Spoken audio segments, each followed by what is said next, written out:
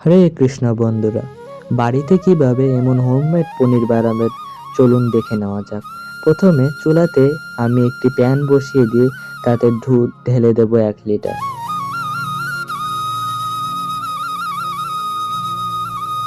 পরে দুধটি কিছুক্ষণ নাড়াচাড়া করার পর ঢেকে দেব। দুধটি যেমন এমন ফুটে উঠবে তখন আমরা কিছুক্ষণ ধরে দুধটিকে আবারও খুন্তি দিয়ে নাড়াচাড়া করব। নাড়াচাড়া করার পরে আমরা একটি লেবু কেটে লেবুটির রস বের করে নেব, তাতে একটু জল মিক্স করে দেব।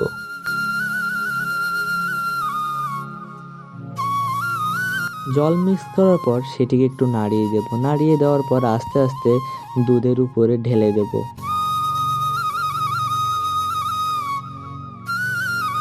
দুধে লেবুর রস ঢেলে দেওয়ার পর ততক্ষণ পর্যন্ত নাড়াতে হবে যতক্ষণ পর্যন্ত না দুধটি সম্পূর্ণভাবে কেটে যাচ্ছে।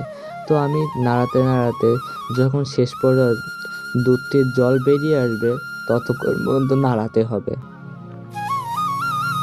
এরপর পনিরটিকে আমরা ঢেলে নেব। একটি কাপড়ে ঢেলে নেওয়ার পরে সুন্দর করে জল ঝরাতে হবে। পনিরটি জল ঝরানোর পরে নর্মাল জলে সুন্দর করে পনিরটিকে ধুয়ে নিতে হবে, যাতে লেবুর গন্ধটি চলে যায়।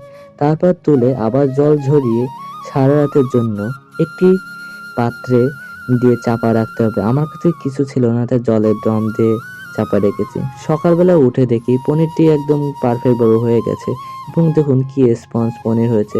তো সকলে আপনারা এইটি ট্রাই করবেন এবং কেমন হয়েছে জানাতে ভুলবেন না। তো আমার চ্যানেলটিতে যারা নতুন দেখছেন তারা আমাকে সাবস্ক্রাইব করে পাশে থাকবেন।